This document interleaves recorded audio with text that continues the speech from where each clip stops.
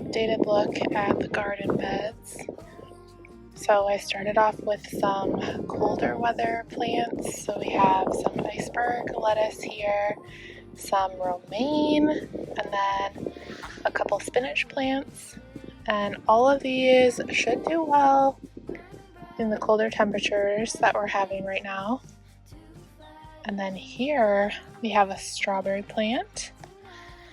Obviously no strawberries yet, but lots of new growth in there.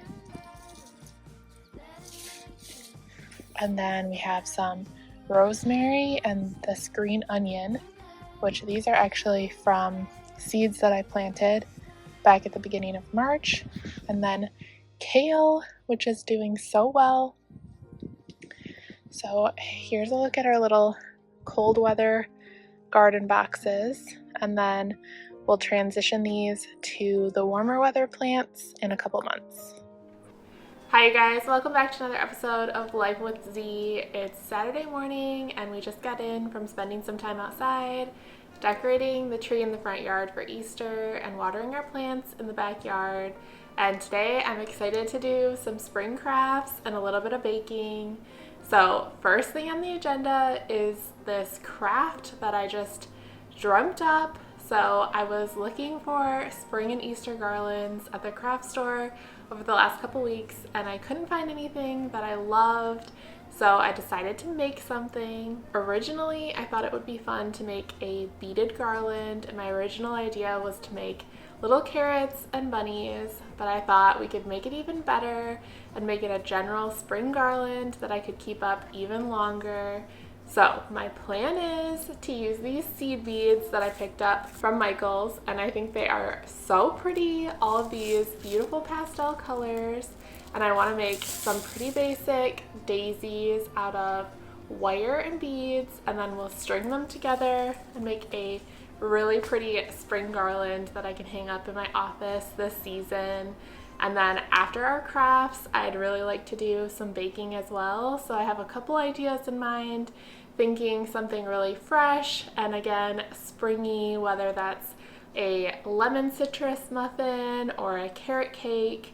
But excited to get in the kitchen and spend some time together. And then lastly, thinking for dinner tonight, it would be really fun to make some homemade pasta. Haven't done that in a while, and I tried a recipe a couple weeks ago with a really simple sauce, just using lemon juice, Parmesan, olive oil, and salt and pepper. So thought it would be fun to make that together and have a nice refreshing spring dinner. So like I said, we have lots on the agenda today. Excited to spend the time with you. So let's get started. All right, you guys, we are jumping right in with our bead craft. And like I mentioned, this was something I totally came up with. I didn't really have much inspiration to go off of, so I really was just winging it as I went along. But I saw these beautiful pastel seed beads, and after making my wire Christmas bows for the holidays, I thought it'd be really fun to do a version of that, but for the spring. And I decided I was going to make all the flowers different colors, following a simple daisy outline. So I started by making a circle of about 20 beads for the center, and I cut my wire extra long so that I'd have enough to make 2 of the petals from that center, just so they'd be more structurally sound. So once we got that start of the flower, then we could add on 3 additional petals. And once I got in the groove and figured out how many beads I needed for each petal, which I used about 45, it became a pretty straightforward process, and I was cranking out these flowers left and right. It was really relaxing and fun. I love crafts like this where you're just really creating something out of nothing and using all your creativity in the meantime. And I was watching a TV show in the background, just having some girl time, and it was really relaxing. Teach me tiger law. Read to me a poem. Then I took a break from my flower craft, and Greg was busy working out in the yard and needed a trip to Lowe's, so we went over to pick up some of these pavers. We have a project going on in our front yard, which I'll show you later, but he was knee-deep in landscaping, so I went with him to pick those up before heading home to start cooking.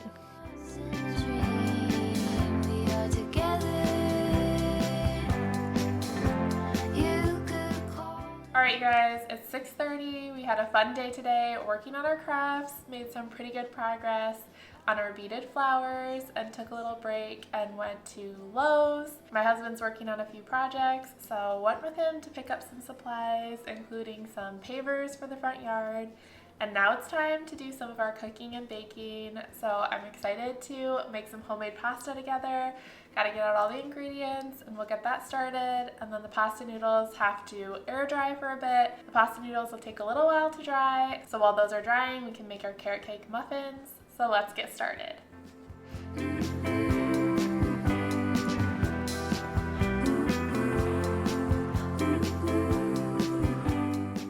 Before making pasta, I like to, of course, make sure my surface is nice and clean before pouring out the flour. If you haven't made pasta before, the recipe is super simple. You just need flour, eggs, salt, and olive oil.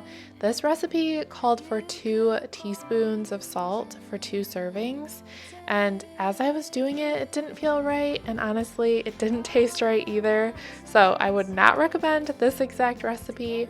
But any other will do. You can just find one on Pinterest. It's pretty basic. And then once you have all your ingredients combined, you gotta really knead this dough. This recipe said knead it for 10 minutes, which I think I did about that before covering it in plastic wrap and letting it sit for about 30 minutes, which was just enough time to whip up our muffins.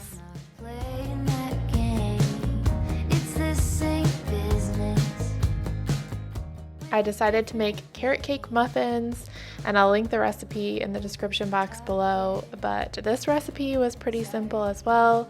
Just flour, sugar, cinnamon, nutmeg, and then this recipe was a healthier option, swapping out the extra oil for applesauce and yogurt. I added my shredded carrot and got all the wet and dry ingredients mixed together.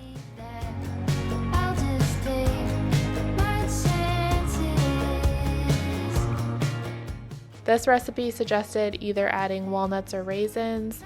I added some raisins, but I wouldn't recommend that. I think it'd be just as good without. So we got all of our liners laid out and greased before filling them with the batter and getting them in the oven so we could head back over and start cutting our pasta noodles.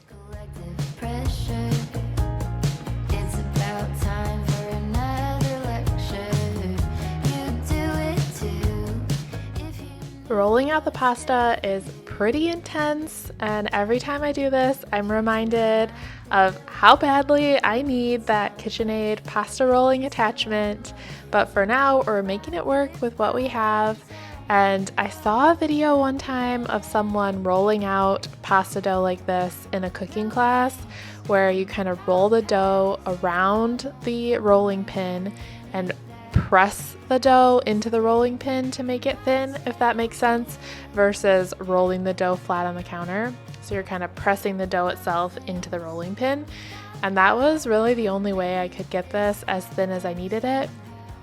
So after rolling the dough for about 10 minutes, it's time to take the muffins out of the oven. We'll go ahead and check them with a toothpick just to make sure they're cooked all the way through. And while we let those cool, we'll head over to start cutting our noodles from our pasta dough. I just cut the noodles with a knife and try to cut them as thin as possible, and then we'll stretch the noodles out to air dry.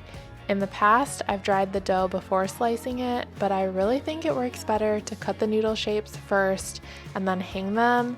If you have a fancy pasta drying rack, you can use that, but I just used some cooling racks from baking and let my noodles air dry for about 30 minutes, and that worked just fine.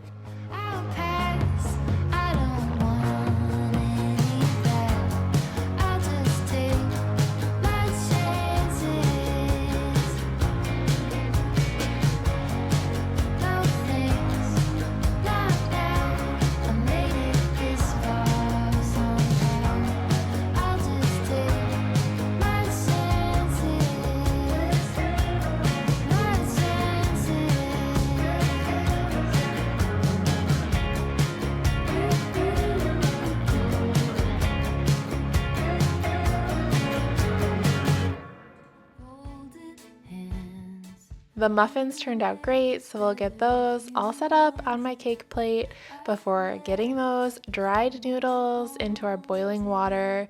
They only need to boil for 3 or 4 minutes since they're made with that fresh pasta dough. And then while those are boiling, I'll get some garlic sauteing in my pan over here. I'm going for a cacio pepe pasta sauce here, so it'll be really simple. Just going to saute some garlic, and then once those noodles are cooked, we'll toss those in some olive oil with Parmesan cheese and some fresh lemon juice and a little salt and pepper. And then you add a little bit of pasta water to the dish as well, just so it can get a thicker consistency. And it may not look like much, it's really simple, but it has tons of flavor with that fresh lemon, garlic, and Parmesan cheese. I absolutely love this pasta and would highly recommend this recipe.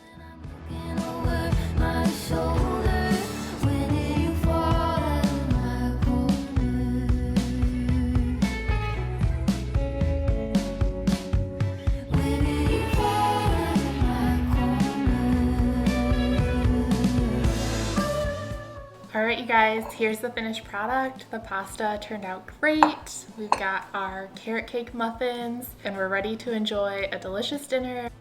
Alright you guys, it's the next day. Last night was really fun making that lemon pasta. It turned out absolutely delicious and the carrot cake muffins are pretty good too. So yesterday we got quite a few of these beaded flowers made. Love how they're turning out.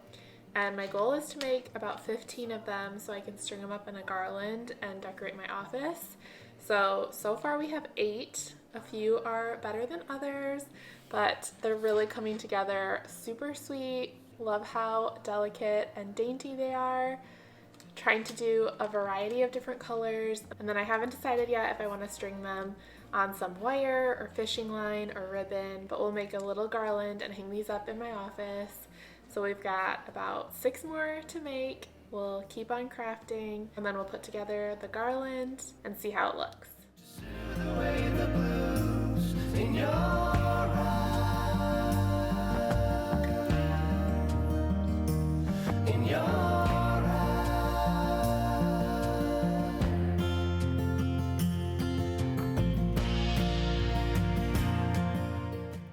This craft ended up being a 2-day project, but sometimes those are the best when you can just take your time and enjoy. I was watching Love on the Spectrum on Netflix while I was working on this craft, and if you guys have not watched the latest season, it's really sweet. I love watching their little love stories, and it's a really lighthearted, feel-good show. So I was living my best life, having my girl time, crafting, enjoying a fun drink, and watching my show.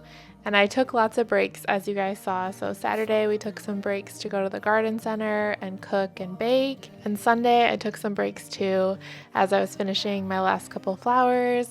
Greg came in to let me know we needed to go back to Lowe's, which is how it often goes when you're doing these yard projects. And this time we were going to get, of course, some more pavers and some flowers as well. I love adding flowers to the garden bed at the front of the yard each year. And the flowers in Tennessee are different, I swear. Look at these stunning pink flowers. They're like a spring version of a poinsettia, and I thought they were absolutely beautiful. Unfortunately, they need full sun, so those did not come home with us, but I was daydreaming, looking at the pansies and the fruits and vegetables, and we ended up taking home these sweet little petunias, and Greg and I worked together to plant them in the front yard. Look how beautiful those pavers look. He added them to the front of the garden bed, and they look so nice. I think they brought some fresh new life to our front yard. So I'm so appreciative of his strength when it comes to projects like this, because living in Tennessee, our dirt is all clay. So I really need him to dig the holes so we can plant these flowers. And I absolutely love them. This will be our tradition each year to plant petunias in these bright pink and purple colors and start the spring off strong with some beautiful blooms.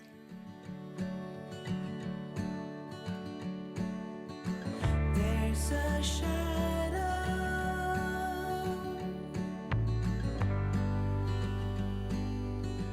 rising on the wall.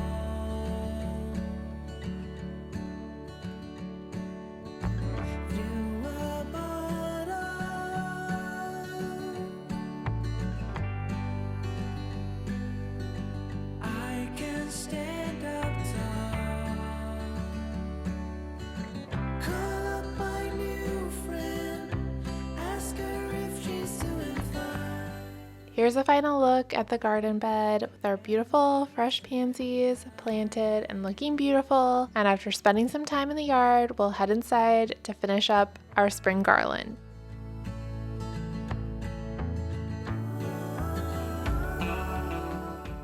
Alright, so all of our little daisies have been created, and I hung up a little wire on the shelves here, and I've just been stringing the daisies on. The garland is really coming together. I love how it's turning out, and I'm thinking I might add a few twinkle lights too, just to make it that much more special. So let's add these last couple daisies and some lights and see how it turns out. different story about the way of life. To ever see the glory of your inner strife.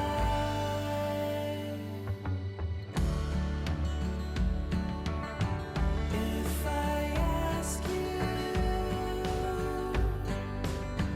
don't hold back on me.